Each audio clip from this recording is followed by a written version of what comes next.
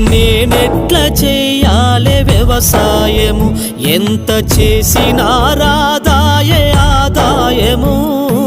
నేనెట్లా చేయాలే వ్యవసాయము, రైతుగా బతుకంటే భారమవుతుంది, రైతుగా బతుకంటే భారమవుతుంది. అన్నదాత పేరు అధ్వానమవుతుంది. నేనెట్లా చెయ్యాలే వ్యవసాయము, ఎంత చేసినా రాదాయే ఆదాయము. నేనెట్లా చెయ్యాలే వ్యవసాయము.